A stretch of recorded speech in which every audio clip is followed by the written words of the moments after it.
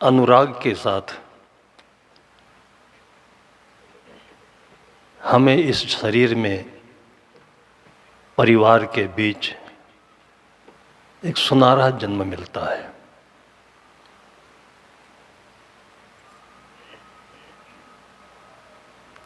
इस अनुराग को हम समझ नहीं पाते। बड़े होने पर इसको संभाल नहीं पाते तो ये राग में बदल जाता है।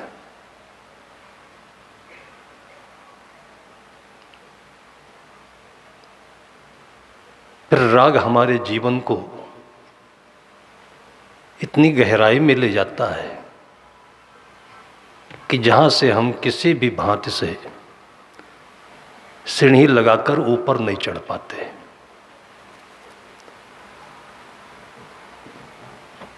फिर वो राग हमारा उलझता उलझता द्वेष में बदल जाता है। अनुराग को सुरक्षित रहते तो परिपक्व होकर के वो वैराग्य में बदलता। जीवन की ये दो स्थितियां जो सौंदर्य के साथ हमें प्राप्त हुई और उसको हम संभाल नहीं सके, तो हमें जीवन के दो भद्दे पहचान मिलते हैं जिसको राग और द्वेष कहते हैं। इसमें कहीं भी गरीबी और अमीरी की समस्या नहीं है, कहीं भी किसी भी घट की समस्या नहीं है, किसी भी जाति की समस्या नहीं है, किसी राष्ट्र की समस्या नहीं है। ये मनुष्य मात्र की समस्या है, प्राणी मात्र की समस्या है। पशु में जो राग द्वेष हम देखते हैं उसको पहचान नहीं पाते हैं। मनुष्य में उस राग की जगह पर हमें जो सुंदर स्वच्छ पवित्र भावना मिली थी उसको अनुराग कहते हैं। जन्म के साथ यदि माँ का स्नेह नहीं मिले तो कोई क्या कर सकता है। आपने कभी टटोला, संभाला, विचार किया, मंथन किया कि जन्म होने के बाद किसी भी लड़की को किसी प्रकार से शिक्षा देकर ट्रेंड करके मां बना सकता है क्या? इसके लिए आज तक कोई भी सिलेबस नहीं है कि कोई लड़की मां बनने को तैयार हो जाए। लेकिन जब बच्चा आता है तो स्वाभाविक उसके अंतस में जो वात्सल्य भावना आती है उसी के साथ बच्चे के भीतर में अनुराग भी आता है और बच्चे माँ का एक पवित्र संबंध स्थापित होता है। इसमें कहीं भी कोई आर्टिफिशियल नहीं है, स्वाभाविक है। इस पवित्र संबंध को सदगुरु कबीर साहब ने कहा कि जहिया जन्म मुक्ता था। जब आपका जन्म हुआ था तब मुक्त थे। माँ को दूर दूर तक कहीं बच्चे से कोई कामना नहीं, इतने दिन तक पेट में रखी उसका किराया चाहिए। और कहीं ये दूर की चिंता भी नहीं, जैसे व्यवसायी लोगों को होता है कि कल को अगर मंदी आ जाए, सामान मिलना बंद हो जाए तो क्या होगा। किसी माँ को चिंता नहीं होती कि अभी ये बच्चा है, थोड़ा दूध कम पिलाएं, कल को दूसरा बच्चा होगा और दूध उसके लिए भी बचा रखें। कभी माँ नहीं सोचती है। पूरा खुले दिल से अपने हृदय वक्षस्थल को अपने बच्चे के लिए सौंपती है और उसमें कुछ भी कम नहीं पड़ता है। जब दूसरे बच्चे की तैयारी होती है तो वही गोदी, वही प्रकृति, वही अनुराग, वही वात्सल्य पूरा का पूरा मिलता है। इसी को कहा गया है कि पूर्णमदः पूर्णमिदम्। यह जीवन इतना परिपूर्ण है इसकी वास्तविक सामग्री इतना अपने आप में परिपूर्ण है कि इसमें कुछ भी कम नहीं पड़ता है। जब हमारी शिक्षा आज के समाज में हमारे मन को लेकर के आच्छादित और बुद्धि को पकड़ती है, तब धीरे धीरे हमारे भीतर में चिंता, भय और दुनिया भर के जितने मनोविकार हैं उत्पन्न होते हैं। थोड़ा सा पहले चलें, आज के शिक्षा में और पहले की शिक्षा में अंतर देखें। कुंभकार के परिवार में, दर्जी के परिवार में किसी भी बच्चे को ये चिंता नहीं होती थी कि नौकरी मिलेगी कि नहीं मिलेगी, क्योंकि एक उनका व्यवसाय जो अपने परिवार के वातावरण की तरफ से मिल रहा है, तो बच्चा उसी के साथ खेलता था, उसी के साथ रमता था, उसी के साथ पढ़ता था। स्वाभाविक उसके रग में ये शिक्षा व्याप्त होती थी। और काम कोई छोटा नहीं होता है, बड़ा नहीं होता है। और ये चीज़ें ऐसी नहीं कि किसी ने इसका बंटवारा किया हो। आज आपके घर में कोई बच्चा आर्टिस्ट हो जाता है तो किसी माँ ने, किसी पिता ने बंटवारा में दिया क्या? अभी हम लोग नगरी में थे तो किसी के घर पर पधरौनी के लिए गए, तो जो समय कोरोना काल का लोगों के लिए मुसीबत का था, हम लोग भी उसी में थे। 10 दिन 15 दिन फंसे पड़े रहे, किसी तरफ से जाना नहीं, निकलना नहीं, और किसी के घर में कितने दिन तक बंद पड़े रहे। उसी विषम परिस्थिति में उस घर की बेटी ने, जो कि आर्ट साइड से पढ़ती थी, उसका दूर दूर तक कोई आर्ट का सब्जेक्ट नहीं था, और उसके ध्यान में आया, दीवार पर लगे चित्रों को देखती थी, आसमान में सूर्योदय देखती थी, और स्वाभाविक उसके अंदर में उद्भूत भावना कि इसको कागज पर क्यों ना उतारे बैठ के खाली समय में। हम भी करते थे। हम छोटे थे तो हमारा भी कोई सब्जेक्ट आर्ट का नहीं होता था, लेकिन मैंने देखा कि गाय हमारी माता है, गोरखपुर से कैलेंडर निश्चित होता था, और बछड़ा दूध पी रहा है, गाय खड़ी है, तो हम कागज पर वो गाय उतारते थे और सुंदर गाय का चित्र बन जाता था। हमारे घर के आसपास गुड़हल के फूल खिले होते थे, और फिर हम गुड़हल का फूल बनाने लगे। सद्गुरु इसलिए कहते हैं कि संगत कीजिए साधु की, साधु बने और अपने आसपास के वातावरण में इसकी खुशबू बिखेरें। उस बच्ची ने जो आर्ट बनाया है 3 साल या 2 साल के कोरोना पीरियड में, कि पिकासो का आर्ट, जो आर्ट आधुनिक आर्ट के जनक माने जाते हैं, वो दूर दूर तक बौने सिद्ध होंगे। ऐसा आर्ट उसने बना करके और 2500 फिल्में दिखाई हम लोगों को, लेकिन अभी उस पर्दे पर नहीं आई है, इसलिए उसको पुरस्कार वो नहीं मिलता है। ऐसे घरों में कितने बच्चियां हैं जिन्होंने पढ़ाई भी करी है और गोबर पाथ पाथ करके छेना और कंडा भी बनाया है, और गर्व के साथ लड़कियां बोलती हैं कि मैं पढ़ती हूँ। और नहीं तो कोई पढ़ रहा हो, कोई स्टेटस में आ गया तो गोबर नहीं छूना चाहिए। ये शिक्षा में जो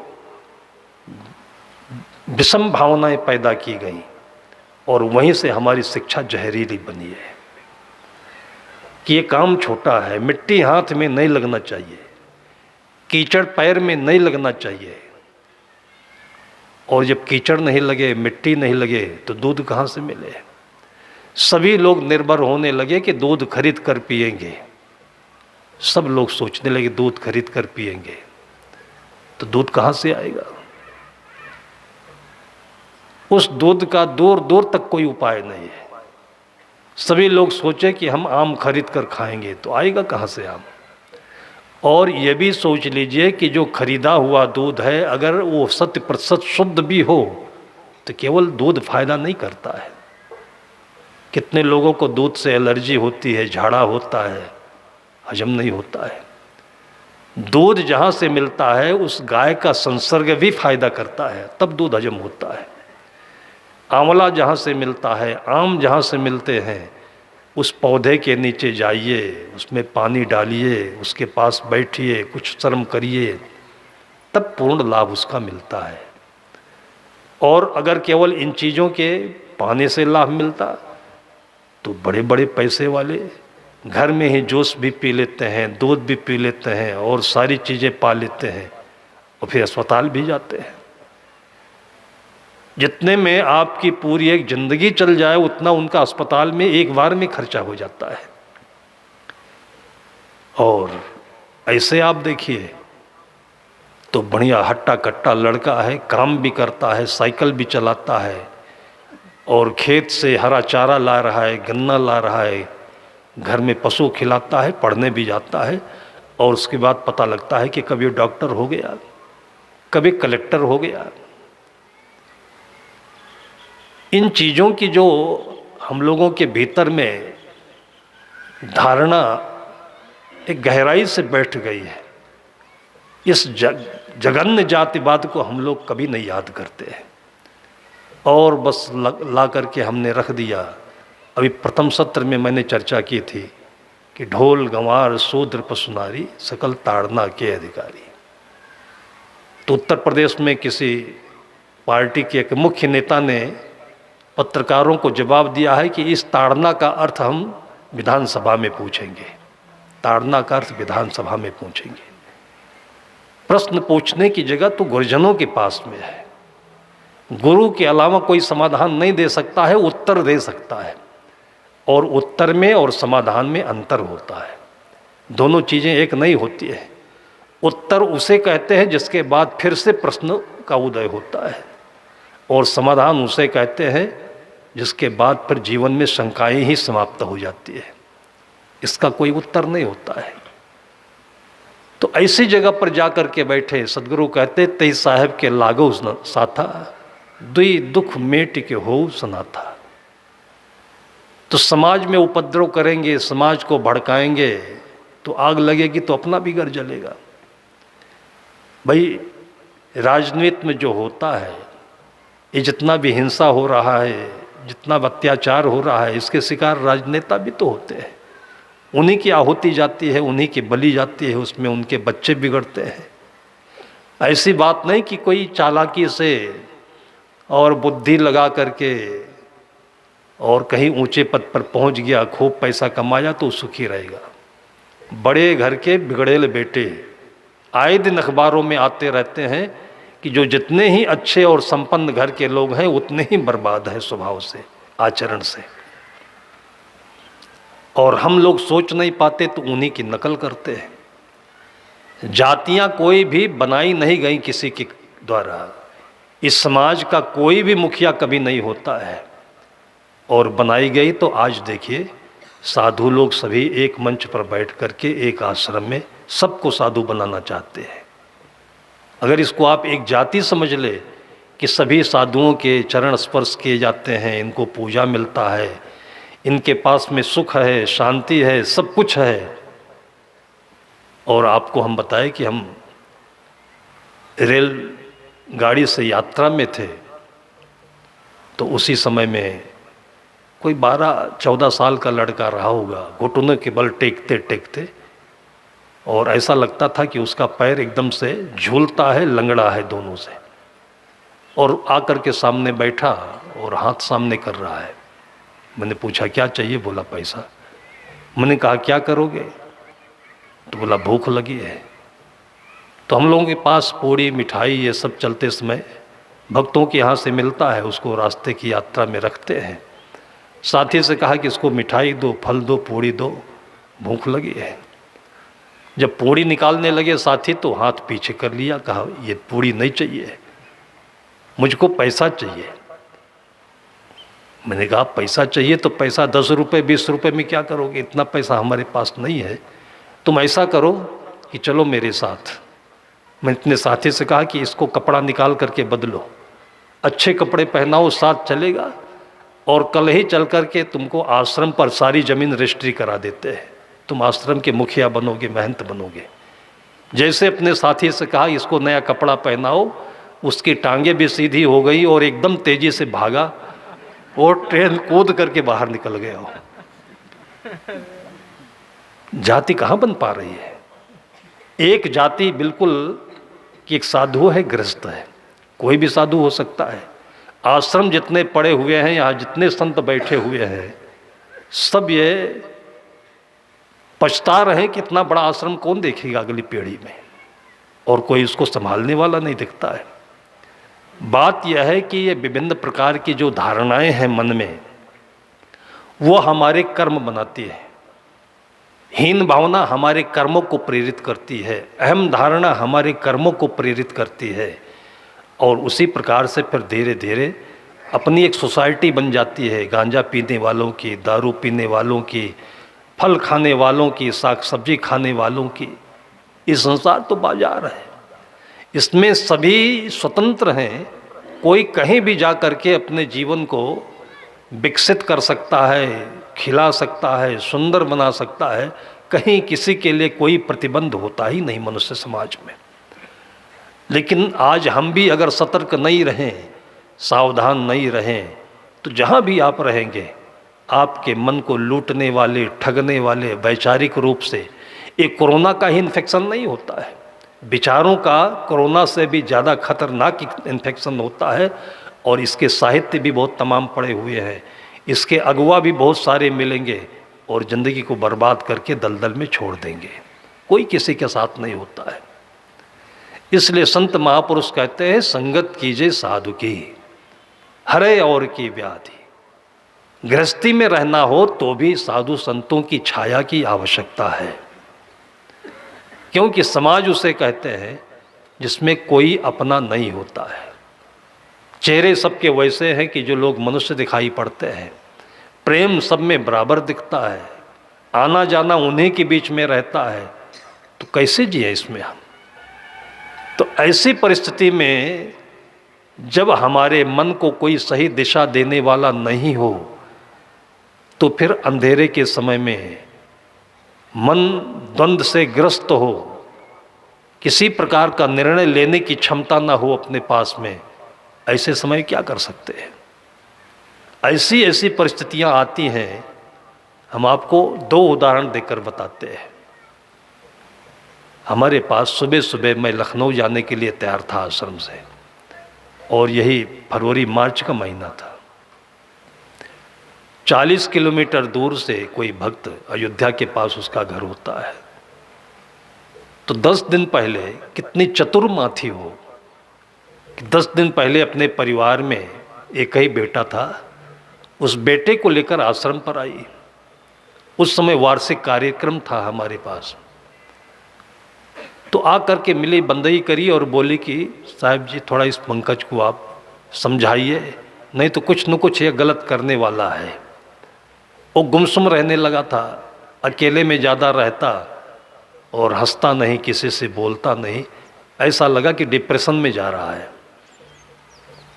मैटर क्या था उसने ठीक से बताया नहीं। मैटर जिसको आजकल लोग कहते हैं जवानी का बहाव होता है, और उसका नाम लोगों ने प्रेम रखा हुआ है, लव मैटर। ये मन का बहाव है कि जैसे गुड़ कहीं पर रखते हैं, बाहर की हवा पा करके पिघलता है और उसके बाद बहने लगता है। तो संतों ने इसलिए पहले से सावधान किया कि ये मन गीला गुड़ के समान होता है, इसको ऐसे खुले में मत रखिए, किसी बर्तन में रखिए कि बाहर की हवा लगे और बहे तो बहने नहीं पाए। ये माता पिता की जिम्मेदारी होती है। लेकिन आज माता पिता भी ऐसे विवश और लाचार परिस्थिति में है कि स्कूलों का वातावरण इतना गंदा है, और सुबह से शाम, शाम से सुबह निगरानी नहीं हो तो बच्चों का भविष्य क्या होगा वो भी नहीं बता सकते। मैं उस समय उस पंकज से बातचीत ज़्यादा नहीं कर पाया। भंडारा समाप्त हो गया, भीड़ भाड़ में खोए रहे वो लोग, चले गए। 10 दिन के बाद में उसी पंकज को और एक ट्राली में रख करके और 40 किलोमीटर दौड़ते हुए वो चली आई महिला, और मैं बाहर निकलने के लिए तैयारी था, और एकदम जोर से चिल्लाकर बोली कि साहब बचाइए ज़िंदगी, और पंकज ने तो जहर खा लिया है। रात्रि में 12 बजे तक साथ साथ लेटती थी, कुछ गलत ना कर ले। उसको नींद आ गई और उसी के बीच में कहीं बाहर से ला करके उसने रखी होगी सल्फास की गोली और सिलबट्टे पर थोड़ा तोड़ा उसको और पानी में लेकर के निगल दिया। जब खटपट की आवाज़ हुई तब वो उठी और पूछती है कि क्या कर दिया ले तुमने, और पानी वानी पी करके सब कुछ अंदर कर दिया था। एकदम से चिल्लाई, ले करके उसको डॉक्टर के पास गई। डॉक्टर ने कहा कि ये तो बचेगा नहीं, अब तुम लोग अपने को बचाओ पुलिस से। इतनी होशियार महिला कि उसको कुछ भी नहीं दिखाई पड़ा और ट्रैक्टर पर ले करके 40 किलोमीटर आश्रम पर आ गई। तो हम लोग क्या कर सकते थे। मेरी ज़िंदगी में पहली बार ये एक्सीडेंट हुआ है। मैंने पूछा उससे कि आप चाहती क्या हो। उसने कहा कि डॉक्टर ने बताया है कि ये तो बचेगा नहीं, तुम लोग अपने को बचाओ। तो हम लोग अपने परिवार को, अब जो गया सो गया, उसके लिए हम क्या कर सकते हैं। अपने को बचाने की खातिर कि आपके यहाँ पुलिस कोई हस्तक्षेप नहीं करेगी, वो आप हम लोगों को बचा लेंगे। मैंने देखा कि वो गले तक जहर भरा हुआ है।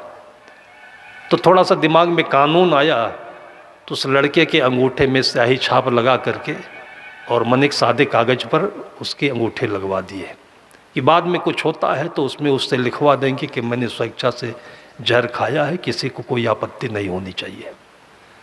फिर मैंने उससे कहा कि इसके पिताजी भी होते तो उनसे अनुमति ले ली जाती। तब तक बाइक से वो भी आ गए। उससे भी मैंने पूछा क्या चाहते हो आप। पिता भी यही बोला कि इसको मरना ही था, तो मरने के लिए तैयार हो गया, अब हम क्या कर सकते हैं। डॉक्टर ने बोल दिया कि ये बचेगा नहीं। तो उससे पूछा कि हम क्या कर सकते हैं। तो सब चीज़ माता पिता ने हमारे ऊपर डाल दिया कि अब जो चाहे वो करे आप, वो हम क्या कर सकते हैं। फिर मन में आया कि अगर इसको गुमराह करके हम चले गए तो हमारी अंतरात्मा की जो कोर्ट है वो क्या बोलेगी कि जब मक्खन मलाई खाने का समय था, भंडारे का में पूजा लेने का समय था, तो डट कर बैठे रहे, और आज जब ये परिस्थिति आ गई तो भाग खड़े हुए। दुनिया क्या कहेगी, आत्मा क्या कहेगी। लेकिन और कुछ दूसरा विकल्प नहीं दिख रहा था। 3 एकड़ का प्रांगण है और सड़क से 3 किलोमीटर की दूरी पर आश्रम है, और आश्रम की प्रतिष्ठा है कि वहाँ पर पुलिस वगैरह शासन प्रशासन इज्जत करता है, हस्तक्षेप नहीं करता है। तो मेरे मन में यही आया कि इस लड़के को आश्रम में इतनी लकड़ी है कि इसी में अभी जला देते हैं। ये आपको बिल्कुल दिल की सच्ची बात हम बता रहे, उपन्यास नहीं है ये। हमारे साथियों को मैंने कहा कि लकड़ी तैयार करो और इसको जला करके यहीं राख बना देते हैं। दोनों ने हाँ भर ली और दोनों दस्तखत करने को तैयार हो गए, उसके माता पिता। फिर मेरे मन में आया कि किसी जिंदा आदमी को जलाना कहाँ तक उचित होगा। फिर मेरे मन में लगा कि कुछ उपाय तो कर लेना चाहिए। जब तक इसकी सांस टूटती नहीं है तब तक तो अपने सारे प्रयास इसके साथ करने चाहिए, देखने चाहिए। तो आश्रम में हम लोग सारे उपाय छोटे मोटे रखते हैं। किसी को कब्जियत हो, कॉन्स्टिपेशन हो, या पेट में कोई प्रकार से दर्द हो, समस्या हो, तो एक एनीमा सिस्टम आता है कि मल द्वार से पानी चढ़ाकर पेट में जो पेट का मल है, गंदगी है, उसको बाहर निकाला जा सकता है, रिलीफ मिल जाता है। तो मैंने अपने साथी से कहा कि धर्मशाला के कमरे में रख कर इसको और एनीमा चढ़ाओ जोर से। वो एनीमा देने के बाद में उसके पेट की जो गंदगी निकली है कि उसकी माँ भी नाक पर धोती रख करके आंचल और वहाँ से भाग गई है। कोई भी नहीं खड़ा हुआ, लेकिन हमारे साथी 3 बार 4 बार पेट में पानी चढ़ा चढ़ा करके फिर थोड़ा सा अंगड़ाई लेना शुरू किया। फिर नींबू पानी, ग्लूकोज पानी ऊपर से डालता रहा और नीचे से निकालता रहा। और जब मैंने देखा कि अब 5% इसको रिलीफ शुरू हो गया है तो मैं ज़रूरी काम था, लखनऊ चला गया। उसके बाद जब मैं लौट करके आया हूँ तो 3 दिन के बाद उसी सड़क पर आश्रम के भीतर टहलते हुए मिला हमको पंकज। मुझे देखा तो हंसा और बंदगी किया। मैंने कहा जी तुम बंदगी कर रहे हो कि राइफल चला दिए संतों के ऊपर। जो तुमको ये सब करना ही था तो हमारे पास चले आए होते, पूछ लिए होते हमसे कि करना चाहते हैं। आज भी वो पंकज और जिसके साथ उसका लव मैटर चल रहा है उसके तरफ की बात सुनिए।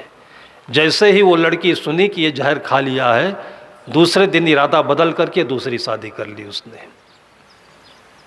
जब ये जिंदा होकर के तैयार हुआ तब इसको समझ में आया कि हमारा प्रेम कितना सुरक्षित था, कितना विश्वसनीय था। इसलिए संत महापुरुष पहले से आपके दिमाग में एक टैबलेट रख देते हैं जो आपको एंटीवायरस का काम करता है।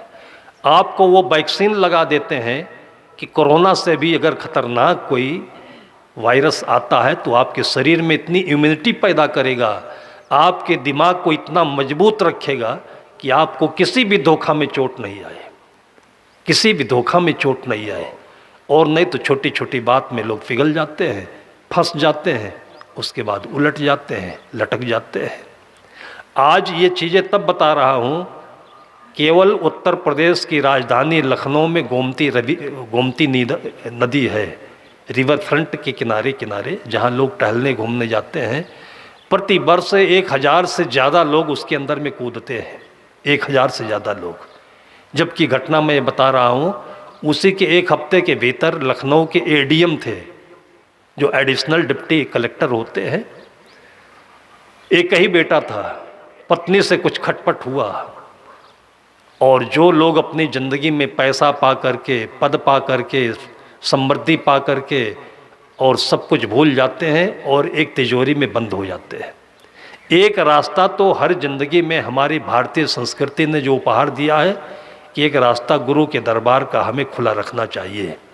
आधी रात को अगर आपको कोई दर्द हो, शरीर में दर्द हो तो, मन में दर्द हो तो, संतों का आश्रम का जो दरवाज़ा होता है वो खुला रहता है। और आजकल तो संतों का मोबाइल भी खुला रहता है, क्या दिक्कत है? एक बार वहाँ से क्लिक करके आप अपने दर्द को बोल दीजिए, वहाँ पहुँच जाइए और उसके बाद देखिए कि सारी दुनिया का समाधान आपको वहाँ मिल जाएगा। रोटी से ले करके और दिमाग की बोटी तक सारा समाधान आपको वहाँ पर मिल जाता है। उसी के 10 दिन के भीतर एक मजिस्ट्रेट की कहानी बता रहा, वो भी लखनऊ के रहने वाले। एक बेटा था सन्नी, नोएडा में इंजीनियरिंग कर रहा था। पत्नी से कुछ बातचीत हुई और उसी में वो पत्नी चली गई मायके अपने। 10 दिन तक वो अपने घर में अकेले रहे, ड्यूटी जाते रहे, अकेले रहे, ड्यूटी जाते रहे। अब क्या बात उनके दिमाग में बस गई, उस बात को अगर वो निगल गए होते, जैसे कि सुबह के सत्र में मैंने कहा कि नीलकंठ की याद रखते महादेव की, तो निगल जाते, गला नीला हो जाता। इतना तो ही होता। समुद्र मंथन जो हुआ, कहीं पर दुनिया में ऐसा समुद्र नहीं जिसको मथा जा सके। लेकिन हमारे भारतीय साहित्यकारों ने, पूर्वजों ने कितने दूर का अंदाज़ा लगाया गया था कि ये पूरा संसार ही समुद्र है और इसको अगर ठीक से मंथन करोगे तो 2 चीज़ें मिलेंगी, एक राग मिलेगा और दूसरा वैराग्य मिलेगा। राग जो है इस संसार का जहर है और वैराग्य उसकी सबसे अच्छी बूटी है। ये दोनों अपने गले में बांध करके रखिए आप। और जो गले में ये माला दिया जाता है, ये वही बूटी है जो आपके भीतर में वैराग की अग्नि प्रदीप्त रखता है, जो किसी भी क्षण आपके जीवन को कहीं भी किसी परिस्थिति में आपका साथ देता है। वो ये डीएम साहब रात में उठे और वो भी वही सल्फास की गोली खा लिए। खाने के बाद जब उनको उल्टी पलटी होने लगी तो स्वयं बुला करके अपने नौकर को बोले, हमें ट्रामा सेंटर में भर्ती करो। और नर्सें आ गई, चूँकि वो प्रशासनिक अधिकारी थे तो सारी सेवाएं उपलब्ध हो गई। और उसके बाद नर्सों से बोल रहे थे कि मेरी कोई बेटी नहीं है, मैं तुमको अपनी बहन या बेटी मान लूँगा, मेरे सन्नी के लिए मेरी जान बचा लो। मुझे ये बात इतनी रात दिन तनाव बनी रही, कम से कम हफ्तों तक, कि ये डीएम आश्रम में क्यों नहीं चलाया। अगर इनके दिमाग में एक श्रद्धा का कोई भी स्थल होता तो पहली बात तो ये सब करने की आवश्यकता नहीं थी। दूसरी बात, संतों के हाथ में वो यश होता है, वो पुण्य होता है, वो शक्ति होती है कि आपकी आत्मा में उसकी प्रेरणा मिलने से आपके शरीर की जो शक्ति है उत्प्रेरित होती है और आपको धोखे से, समस्याओं से बचाती है। ये भावना प्रधान जीवन होता है। एक कण में इतनी ताकत है कि जिससे एटम बम बनाया जा सकता है। और आपके भीतर में, जिसको आत्मा कहते हैं, आप इंग्लिश में देखिए, आत्मा की जो स्पेलिंग होती है वो एटम ही होता है। इसी आत्मा के मंत्र को उपनिषदों से लेकर के और वैज्ञानिकों ने एटम बम का आविष्कार किया है। आत्मा और एटम की परिभाषा एक ही होती है, लेकिन वो संघारक है। उन्होंने उस एटम का प्रयोग कहाँ पर किया कि पहली बार जब नागासाकी में ये बम छोड़ा गया है तो 1 लाख आदमी एक ही बार में धुआं हो गए हैं। और वही आत्मा की शक्ति है कि हजारों लोग बैठे होते हैं, लाखों लोग बैठे होते हैं। आपने सुना कि रायपुर में प्रदीप मिश्रा की कथा में लोग बोलते हैं 5-7 लाख लोग इकट्ठे हो गए थे। और इतने लोग आए, कुछ नहीं पाया उन्होंने, लेकिन एक श्रद्धा तो पाई। अगर उनके जीवन में किसी प्रकार की मुसीबत होगी तो एक बार वो किसी को याद कर लेंगे, लेकिन ये गलत जगह कदम नहीं उठाएंगे। आप ये जान लीजिए कि जहाँ पर भी ये आस्तिकता नहीं है, धार्मिकता नहीं है, आध्यात्मिकता नहीं है, वहाँ पर आत्महत्या की संख्या बहुत ही ज़्यादा है। किसी ने पेपर में दिया हुआ था कि हमारे देश में उतने वैज्ञानिक नहीं है, जितने झाड़ फूंक करने वाले हैं, ओझा है, नाउत हैं, बाबा हैं, साधु हैं। और अमेरिका में 5,000 वैज्ञानिक हैं। तुलना कर रहा था कि अमेरिका में 5,000 वैज्ञानिक हैं और हमारे भारत देश में 50,000 बाबा हैं, झाड़ने फूंकने वाले हैं, ये हैं वो हैं। वैज्ञानिकों की तुलना कर रहा था। और अमेरिका में 5,000 वैज्ञानिक हैं तो क्या करते हैं, हर 3 मिनट में एक बलात्कार होता है वहाँ, हर 5 मिनट में एक आदमी पागल होकर के पागल खाना जाता है वहाँ। क्या कर रहे हैं वैज्ञानिक? वही अमेरिका के वैज्ञानिक ने परमाणु बम बनाया था जो नागासाकी में छोड़ा गया। और आज भी वहाँ की ज़मीन पर घास नहीं उगती है, वहाँ पर लूले पैदा होते हैं, लंगड़ पैदा होते हैं, अपाहिज खाने पैदा होते हैं। उन वैज्ञानिकों के साधुओं से तुलना करते हो? ये हमारे हिंदुस्तान की धरती पर इतने बिगड़े बोल दिखते हैं। हमारे यहाँ ऐसे वकील थे एक, और बुद्धि में उनकी पता नहीं कहाँ से नास्तिकता। आपको अगर नहीं समझ में आता है रामचरितमानस, बेझक, धार्मिकता, उपदेश, आपको कथा सत्संग नहीं अच्छा लगता है, वैसे तो ना अच्छा लगने की कोई बातें नहीं है। मैं 3 दिनों से देख रहा हूँ और उसके बाद तो संपर्क साध्वी बहनों से बरसों से है कि एक केवल जो सबसे सस्ते और घटिया रेट में कपड़ा आता है वो पहनती है, और पूरे सालों साल एक एक दाना बिन करके, एक एक सिला यहाँ सुरक्षित करके और लोगों को हलवा और पूड़ी खिलाती है। अगर ये मनरेगा में केवल नौकरी करती होती तो 300 रुपये पर दिन के मिलते कि नहीं मिलते हैं? और 300 रुपये के हिसाब से इनके साल भर के कितनी सैलरी होती है? आपका कोई भी कर्मचारी 50,000 रुपये से कम नहीं पाता है ऑफिस में जो काम करता है, और इतना काम नहीं करता है, रिश्वत और ऊपर से लेता है। फिर भी साधु संतों के गुणों को हम लोग नज़रअंदाज कर देते हैं। तो ये चीज़ें हम लोग अपने भीतर में याद नहीं करते हैं, इसलिए अमेरिका की तुलना भारत से करते हैं, साइंस की तुलना अध्यात्म से करते लगते हैं, और मुख में जो आए वो बड़बोलापन बोलते रहते हैं। वो अकेला आदमी और साधुओं को देख करके इतना नाराज हो जाता था कि बोलता था कि इनको काट करके और समुद्र में भर दिया जाना चाहिए, कि हमारी ज़मीन धरती बढ़े और उस पर गेहूं की पैदावार होगी तो लोगों का पेट भरेगा। ये साधु खाते हैं, मांगते हैं और कुछ करते कुछ नहीं है। फिर उसने छोटी सी किताब भी लिखी साधुओं के विरोध में, और उसको फ्री ऑफ कास्ट लोगों को बांटता था। लिखता रहा, लोग उसको सुनते रहे, और उसके माँ बाप भी उससे परेशान थे। ऐसी स्थिति में उसके घर वाले भी उससे परेशान, पत्नी भी परेशान। ये चीज़ उसका सुनना नहीं चाहते थे वो लोग। गर्मी के दिन थे, छत के ऊपर वो सो रहा था। सुबह उठा होगा, उठने के बाद पता नहीं दिमाग में क्या हो गया। साधु संत बताते हैं जब मंत्र देने लगते हैं तो बताते हैं कि ये मंत्र सुबह सो करके जैसे उठो तो पलथी मारकर बिस्तर पर 5 मिनट गुरु का ध्यान करो और मंत्र का उच्चारण कर लो। ये चीज़ दोनों तरफ से बेनिफिशियल है। आप सोकर उठते हो तो पूरी रात की नींद आपके दिमाग में गर्मी बनकर छाई रहती है, ठीक से पचती नहीं। तो आप उठो तो पलथी मार करके बैठ जाओ, वो गर्मी शांत हो जाए, होश आ जाए। और इसी बीच में ध्यान की वो प्रक्रिया बनती है कि आप रात के सोने में कुछ सपने देख रहे हो, कुछ आपको अंदर से हो रहा है, उन सब चीज़ों का आपको ध्यान आएगा। ध्यान के 3 क्षण बताए जाते हैं। सुबह सोकर उठने के बाद, स्नान करने के समय। स्नान करने के समय ध्यान क्यों बताया जाता है? कि जब स्नान करता है व्यक्ति तो स्नान करते समय आदमी का शरीर ठंडा हो जाता है, लेकिन सिर गर्म हो जाता है। मैंने कितनों को नहाते देखा है, नहाते रहते हैं वो साले ससुर और बच्चों को उल्टा सीधा बोला करते हैं, तो दिमाग कैसे ठंडा रहेगा। तो शरीर पानी से ठंडा हो जाता है। उस स्नान के समय में आपको जो प्रार्थना याद हो, मंत्र याद हो, गुरु शब्द याद हो, कुछ भी याद हो, उसको आप अगर जपते रहेंगे, मन में यह ख्याल रखेंगे, तो एक ही समय तन और मल दोनों शीतल होता है। और इसके बाद ध्यान की सबसे अच्छी भूमिका मिलती है कि आप थोड़ी देर के लिए अपने घर में खाली जगह पर बैठ करके फूल रख लीजिए, गुलदस्ता रख दीजिए, और अपने माता पिता गुरुजनों का कोई चित्र हो, अगरबत्ती हो, और बैठ करके वहाँ पर ध्यान कर लीजिए। और पूरे दिन भर की सबसे अच्छी तैयारी होती है कि जिससे आपको काम में सफलता मिलेगी।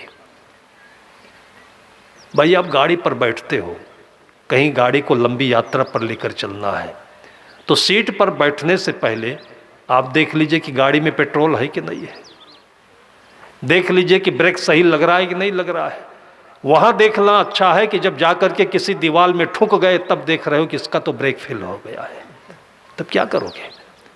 तो ध्यान उसी को कहते हैं कि पूरे दिन आप इतने खतरनाक गाड़ी को लेकर चल रहे हो लोगों के बीच में, तब तन मन का समायोजन होना चाहिए, एडजस्टमेंट होना चाहिए। तो इसमें कौन से अंधविश्वास की बात है। तीसरा क्षण होता है ध्यान का सोने से पहले। ये तीसरा क्षण सोने से पहले क्यों? पूरे दिन जो काम काज करते रहते हो वो दिमाग में आपके बारूद बनकर के भरा रहता है। भाई सोना तो रोज है और काम भी रोज करना है। तो आज आप काम किए हैं, रात में ठीक से सोएंगे नहीं तो सवेरे काम कैसे करेंगे। तो सुबह आप ठीक से जगे, इसलिए रात में ठीक से सोना जरूरी है। और ठीक से सोने के लिए सोने से पहले दिमाग को खाली करना भी जरूरी है। और उस समय वो प्रक्रिया ध्यान कहलाती है कि सोने से पहले 5 मिनट आप पलथी मार कर बैठ जाइए और आंखें बंद करके एक अच्छी भावना सामने रखिए अपने। और उसके बाद देखिए जो नींद आएगी, कि अगर सही नींद नहीं आई तो फिर आपको साधु संतों का प्रवचन ही सुनाई पड़ेगा, संत दिखाई पड़ेंगे, और वो आपको सपना होगा कि पूरी रात रिलैक्स मिलेगा, वही समाधि भी होगी, और सुबह सुबह तरोताज़ा अपने आप को पाएंगे। वो वकील को भी करना चाहिए, लेकिन वो तो साधु का दुश्मन ठहरा, साधु उसके दुश्मन ठहरे। वो सुबह उठा और उठते ही लघुशंका के लिए वो रास्ता ढूंढा होगा, और उस रास्ते में चला गया जहाँ बाथरूम नहीं था, जहाँ छोटी सी बाउंड्री रेलिंग बनी हुई थी, और उसी से वो लड़खड़ा करके वो सीधे नीचे आ गया 3 मंजिल से। ये लखीमपुर की घटना है उत्तर प्रदेश में। ऊपर से 3 मंजिल से कोई नीचे आए तो कचूमड़ भी नहीं बचता उसका। लेकिन हुआ क्या था कि उसी रात्रि में 12-1 बजे के करीब में कब आया किसी को पता नहीं। उसी के मोहल्ले में किसी के घर का निर्माण हो रहा था, उसके लिए बालू की आवश्यकता थी। आपके यहाँ रेती आती है, मुरुम कहते हैं, मोटी होती है। हमारे यहाँ गंगा नदी का बालू बहुत ही मुलायम होता है और दानेदार भी होता है, तो उसको सीमेंट में मिला करके जुड़ाई का काम करते हैं। उसके घर तक ट्रैक्टर ट्राली नहीं जा सकता था, तो उसी वकील साहब के घर के सामने ही रोड पर उसने अनलोड कर दी गाड़ी, और बालू का ढेर लग गया। जब वो गिरा है तो उसका सिर तो उल्टा हो गया और सीधे जाकर के बालू की रेती में घुस गया और पैर ऊपर हो गया। लेकिन जैसे गिरा है वैसे ही फिर खड़ा भी हो गया, और जैसे खड़ा हुआ तो उसकी बुद्धि भी सीधी हो गई। और उसके बाद तुरंत याद किया कि आज हमारा कोई पुण्य नहीं होता तो रात में किसी भगवान ने ला कर के ये बालू यहाँ पर नहीं गिरा दी होती, हमारी कचूमड़ और वकालत सब यही निकल जाती है। उसी दिन के बाद से फिर उसने जितने भी उसने किताबें लिखी थी ना अपने, वो अपनी किताबें अपने हाथों से दिया सलाई लगा करके जला दिया, और जिससे भी मिलता था तो राम राम सबसे पहले करता था। वो वकील की ज़िंदगी को बदल दी उस एक्सीडेंट ने। तो आदमी के जीवन में जब तक दुख नहीं आता है तब तक आदमी के जीवन में बोध भी नहीं होता है। बोध क्या है? बोध यह है कि अपने ही समान सभी आत्माएं हैं। बोध क्या है? कि सभी घट में परमात्मा है। बोध क्या है? कि सबका सुख दुख समान है। 4 वेद 6 शास्त्र में बात मिली है 2। बहुत ज़्यादा नहीं पढ़ सकते हैं, तो संस्कृत को, अंग्रेजी को, हिंदी साहित्य को कुछ भी पढ़ने की आवश्यकता नहीं है। किसी संत ने केवल 2 वाक्यों में कितना बढ़िया बढ़िया सारगर्भित सूत्र दे दिया है कि 4 वेद 6 शास्त्र में बात मिली है दोए, दुख देने दुख होता है, सुख देने सुख हो है। इसमें कौन सा कठिन फार्मूला है, इसमें कौन सा अंधविश्वास है। अब इसी चीज को जैसे बच्चा है तो आपकी बात नहीं समझता, माँ की बात नहीं समझता है, तो माँ कहती बेटा ये काम तुम करके दिखा दो तो तुमको मैं मिठाई का पैसा दूंगी। तो मिठाई का पैसा उसका टारगेट नहीं है, टारगेट यह है कि बच्चे का मन राजी हो जाए। तो किसी के मन को राजी करने के लिए संतों की भाषाओं में चमत्कार होता है। वो सहलाते हैं, फुसलाते हैं, कर्मकांड करा देते हैं और मन को थोड़ी देर के लिए आपके अपने दायरे में ला देते हैं कि आपका मन बार बार उसी मुसीबत की तरफ नहीं जाए। आदमी के मन की आदत क्या है, जैसे 2 लोग लड़ रहे हों और आप उनको समझाने जाइए, अगर कोई समझाने नहीं जाए तो फिर लड़ाई थोड़ी देर में बंद हो जाती है। कोई भी आदमी नहीं हो, केवल 2 हों तो लड़ेंगे नहीं। ये लड़ाई भी लोगों को दिखाने के लिए होती है। कहीं नहीं आप लोगों ने देखा होगा कि 2 अकेले आदमी खड़े होकर के 2-4 घंटा लड़ लिए हों, लेकिन जब लोग समझाने जाते हैं तब उनके अंदर जुनून और बढ़ता जाता है। फिर वो यहाँ तक बोलते हैं कि आज हमको पकड़ना नहीं, मैं सब कुछ कर डालूंगा। अगर आप बोल दीजिए कि करिए, फिर आपको हम फिर ही छोड़ देते हैं, वो तुरंत ठंडा हो जाएंगे वो। तो आदमी के भीतर में जिस समय मुसीबत की परिस्थिति आती है तो उसी में और घुसता चला जाता है, उन्हीं मुसीबत की बातों को और याद करता है। वहाँ से मन को हटाने के लिए संत कहते हैं कि तुमको मैं एक ताबीज देता हूँ, इसको गले में पहनो और 3 दिन के बाद काम हो जाएगा। और ये चीज़ हमारे जीवन का प्रैक्टिकल है। आज से लगभग 2005-06 की बात है। उस समय हमारा कार्यक्रम गुजरात की राजधानी अहमदाबाद में गांधीनगर के पास चलता था, तो वहाँ मारवाड़ी लोग इकट्ठे होते थे। तो एक सज्जन, उनके जीवन की अपनी रुचि है, संतों के पास नहीं जाते थे। अच्छा उनका व्यवसाय चलता था, फैक्ट्री बढ़िया चल रही थी। उसी समय मंदी आई और मंदी में एक बार में ही लगभग उनको 10-15 करोड़ का घाटा आ गया। पर धीरे धीरे उनको चारों तरफ से अंधेरा दिखाई पड़ने लगा कि घाटा तो कोई हर्ज नहीं, लेकिन लोगों का जो कर्जा लिया है वो कैसे जाएगा। फिर पत्नी से उल्टी सीधी बातें करने लगे, निराश रहने लगे, गुमसुम रहने लगे। पत्नी उनकी भाग्यशाली थी, नाम भी कितना बढ़िया। वो संतों के पास आया जाया करती थी, तो एक बार टाइम लेकर के हमारे पास मिलने आई और बोली कि ऐसे ऐसे हमारे घर में समस्या है। तो मैंने कहा कि उनको भेजो यहाँ पर। तो बोली कि वो आते नहीं संतों के पास, यही तो और बड़ी समस्या है। मैंने कहा एक बार जाकर के बोल दो, आ जाएंगे हमारे पास। और इतना ही शब्द जाकर के बोला है और दूसरे दिन बहुत खुशी खुशी से हमारे पास वो आए हैं। और मैंने कहा कि आपके पास इतनी समृद्धि है, आपके पिता की इतनी विरासत है, सल्तनत है, वो आप ऐसे चिंता के चक्रव्यूह में क्यों फंसे हो। और कोई उनका पुण्य का दरवाज़ा खुलना था, उसी समय से उनको वो प्रेम जगा कि धीरे धीरे करते करते सारा उनका कर्जा पूरा हो गया, फैक्ट्री फिर से चालू हो गई। और आज 15 वर्ष हो गए होंगे उनके नियम और साधना की, कि आज तक ऐसा कोई भी हमारे पास में मोबाइल फ़ोन नहीं है कि जिनका नियमित रूप से एक दिन फ़ोन आता हो। और उनका हर रविवार को स्नान करने के बाद, जलपान करने से पहले 2 मिनट 5 मिनट उनका फ़ोन हमारे पास आता है, बिल्कुल नियमित रूप से। उनकी सारी परिस्थितियाँ दूर हो गई और इसका माध्यम केवल यही है कि संत महापुरुषों की परंपरा में एक शक्ति होती है। और आदमी गृहस्थ आश्रम में रहता हो, राजनीति में रहता हो, व्यवसाय में रहता हो, तो अनुकूल प्रतिकूल परिस्थितियाँ आती जाती रहती हैं। तो अनुकूल परिस्थितियाँ आती है तो आदमी गौरवान्वित तो होता है। उस परिस्थिति में आपको क्या करना चाहिए कि अपनी आस्था को और मजबूत बनाना चाहिए। इसलिए मारवाड़ियों में आप लोगों ने देखा होगा कि जैसे भी उनको कोई लाभ हुआ तो उस लाभ का अंश लेकर के सबसे पहले वो धर्मशाला में जाते हैं, संतों के पास जाते हैं। आप पूरे देश में देखिए कि बिरला की कितने धर्मशाला मिलेंगे। और ऐसे ही दक्षिण भारत में मैं घूमने फिरने गया हूँ, बांगड़ धर्मशाला वहाँ बहुत मिलता है। वो गरीबी से निकल करके जब अपने व्यवसाय को आगे बढ़ाए हैं तो पहली फैक्ट्री को उन्होंने धर्मशाला के नाम ही रजिस्ट्री कर दी कि पीढ़ी दर पीढ़ी तक इस फैक्ट्री की जो आवक होगी वो केवल हमारे धर्मशाला बनेंगे और उसमें यात्रियों को रहने की सुविधा होगी, खाना पीना मिलता रहेगा। एक बार आपका आया घर में पैसा अच्छे काम में लग जाता है तो दूसरी बार वो पैसा गलत काम में नहीं जाता है। यह हमारी भारतीय मान्यता है। एक बार लोगों को प्रेम हो जाता है। अब जितने लोग मैंने देखा कि 200-200 किलोमीटर से दूर से लोग यहाँ पर आए हुए हैं, 200-200 किलोमीटर दूर से 15-20 किलोमीटर लोगों को नौकरी करने जाना पड़ता है। तो हमसे कहते साहब जी आप बोल दीजिए ट्रांसफ़र हमारा हो जाए। 20 किलोमीटर वो अपनी नौकरी में नहीं जाता है लेकिन 200 किलोमीटर यहाँ आ जाता है। कितनी बड़ी ताकत मिलती होगी उसको।